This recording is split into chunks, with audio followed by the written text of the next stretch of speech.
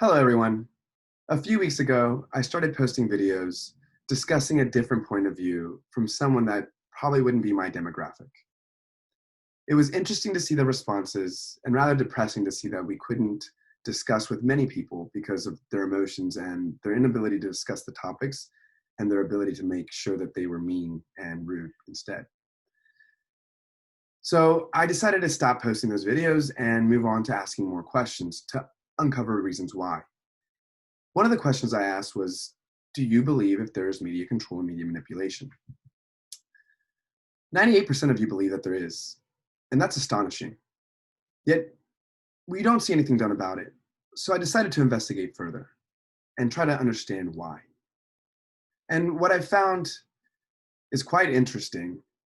But before I begin, I'd like to kind of step back and give this disclaimer. When I'm approaching this, and with the rest of the videos that I'll discuss, I'm going to have the approach of being an alien, a Martian, someone who does not have an emotional connection or some kind of invested interest in this explanation. Someone who is just viewing it with his eyes on an outside view, explaining what are and what is the reality that we face today. And that reality stems way back to ancient civilizations, to the beginning of the first civilizations, where the elite few governed the many.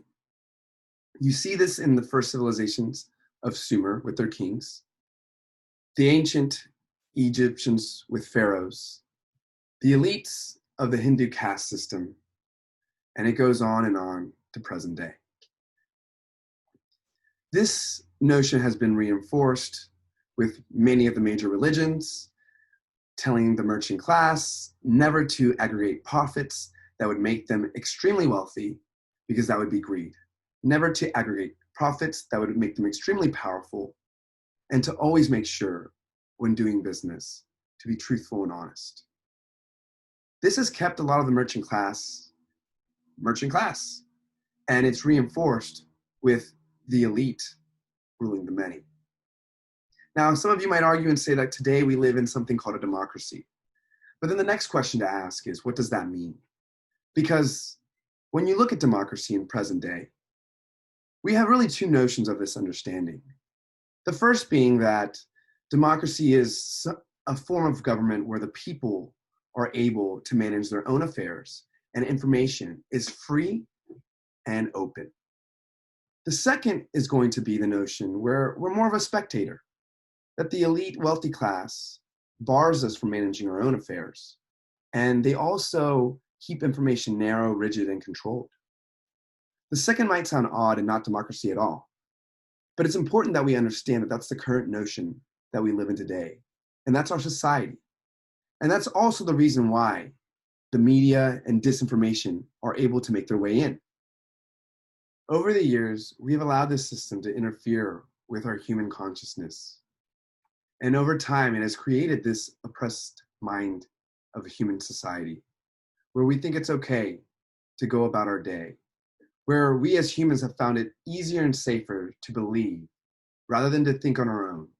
We have found it easier to obey rather than dissent. And because of our political and economic situation, where corporations dominate mass media, education, the production of knowledge, and memory, it makes it difficult to see this manipulation. The reason we need to understand this is because the role of the media in contemporary politics forces us to ask what kind of world we want to live in, what kind of society we want to live in. But in particular, what sense of democracy do we want this democratic society to be? I'd like to think that most of us would want a society where we are able to manage our own affairs because we are educated and informed truthfully and honestly. Which then turns to the role of the media, being that to provide its audience with truthful information for the purpose to inform, to entertain, and to hold accountable those who may harm society and their communities, like big corporations and government leaders or officials. Now that we understand this, I'd like to start off this first segment by not going into any of the information I've uncovered, But first, to play a video. This video is going to be eye-opening to some. To some, it's going to be the complete opposite. To others, it might make you upset. And some, you might agree. What I ask of you after you watch this video, well, while watching this video, I'd like you guys to have a pen and paper ready. And please make sure to jot down in detail what you agree with, what you don't agree with, what you believe, what you don't believe. Don't just say the whole thing or nothing. I want to see in the comments so that this way we can begin the first exercise by going based off what this video has to offer and what is true and what isn't true and how that can manipulate us every day. I look forward to doing this with you guys, and I look forward to publishing the series. I hope you guys like it and support.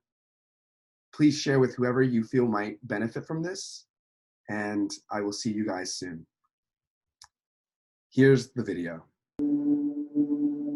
Stop what you're doing. I'm about to show you something you already suspect deep inside, but can't explain. The United States of America is currently in the midst of a war. Not the kind when one country attacks another with missiles or tanks. Not like warplanes dropping bombs in our Pacific Fleet. Not like a hostile neighbor launching a surprise invasion across our borders. Instead, we face a cruel and merciless enemy who invented a whole new type of war, one that threatens us now more than all the bombs in the world.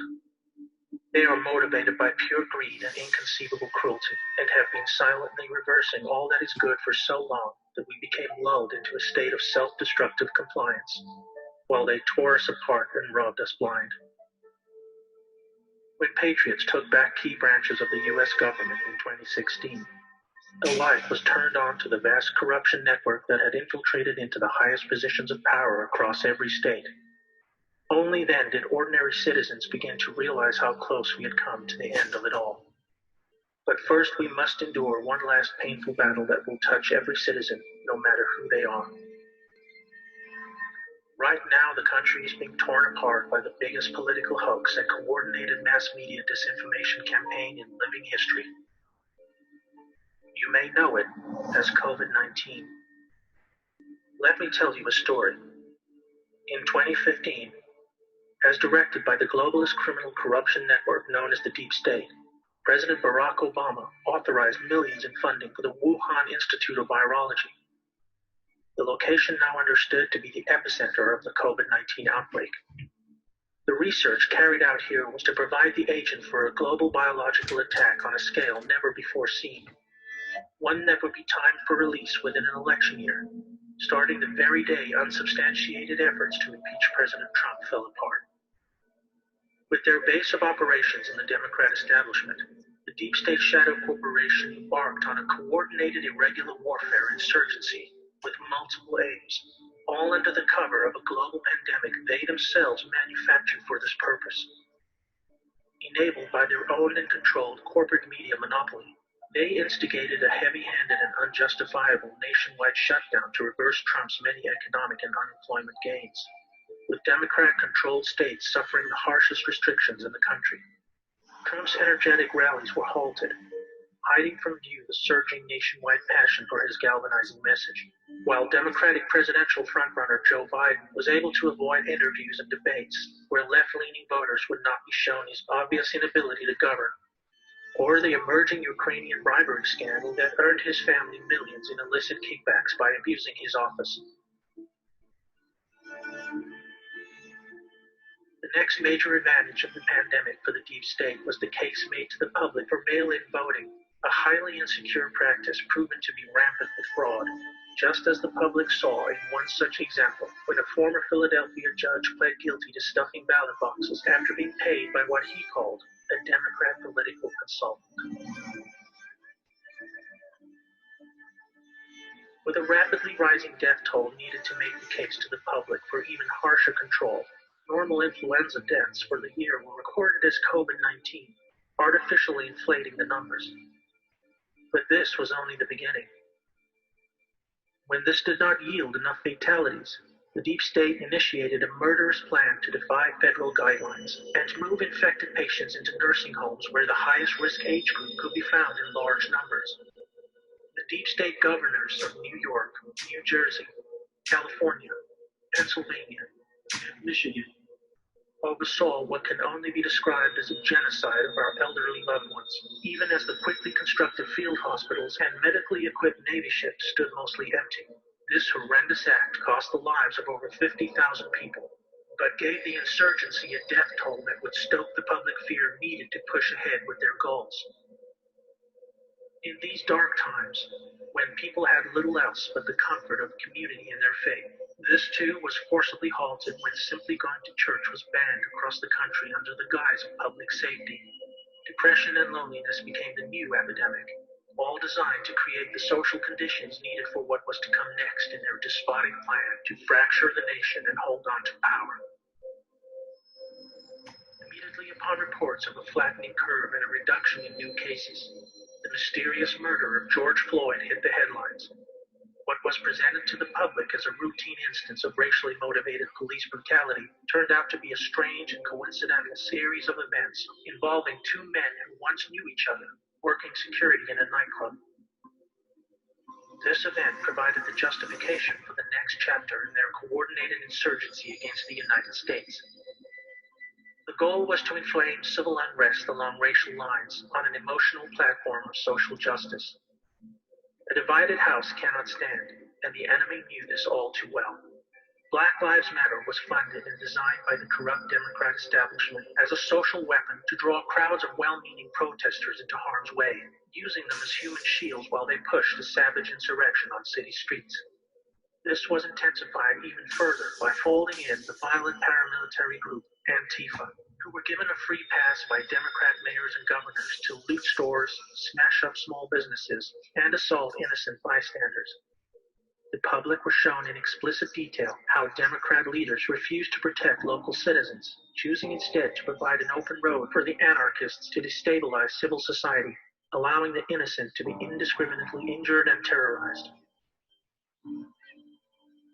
Knowing that lawless chaos would accelerate their aims, they began calling for the elimination of police, while evicting the National Guard, who were made available to protect the public against the worst of the violence. D.C. Mayor Muriel Bowser even called for the elimination of the White House fence, just days after a close call by rioters who attempted to breach the perimeter. And on June 22nd, Democratic Congressman Adam Schiff proposed a House bill to amend United States Code Title 18 that would prohibit the use of military force in the event of civil unrest, an obvious attempt to weaken the commander-in-chief's ability to defend the public from the planned insurrection, which was intended to play out over the weeks and months leading up to the election. Attorney General William Barr has appointed the U.S. Attorney in Connecticut to investigate. The pandemic was also providing cover of a different kind. Taking place behind the scenes at the Justice Department is a far-reaching investigation into the Obama administration's weaponization of the Foreign Intelligence Surveillance Court to spy on Trump and his associates during the transition of power.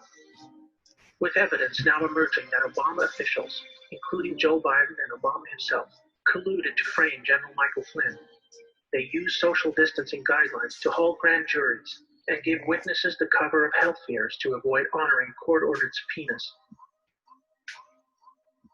What you are witnessing is the dying breaths of a hidden enemy responsible for over a century of embedded corruption that has been slowly destroying our republic from the inside. They divided us along racial, gender, and political lines. They created reasons for us to go to war. They made international trade agreements that brought us no benefit, but allowed them to steal our vast wealth, driving us into a state of perpetual economic decay. They flooded our streets with deadly drugs to manufacture a devastating epidemic of addiction and mass incarceration. And they did it all with impunity while their completely controlled mainstream media assets kept us distracted and focused on everything else except our one true enemy. The 2020 U.S. elections are like none we have ever experienced. COVID-19 is being sold as a natural event, but we see now it is an attempt by enemies of humanity to hold on to power. After November, they stand to lose it all, but they will do everything to keep the crisis alive and the people in fear. To win, we must remember what made us strong, so that true justice can finally return to what is, and always will be, the most exceptional republic ever to exist in all of human history. May God bless America. And so, like I said, that video, you might agree with it, you might not. You might have pissed you off, it might have not pissed you off. I want to see what you guys think. I want to see in the comments which specific details you think are false. And I'd like to just have a discussion in the next video of why the media is able to spread information that might be true, might not be true, and what we can do about it and how to start noticing it. So thanks today, and I look forward to talking to you guys soon.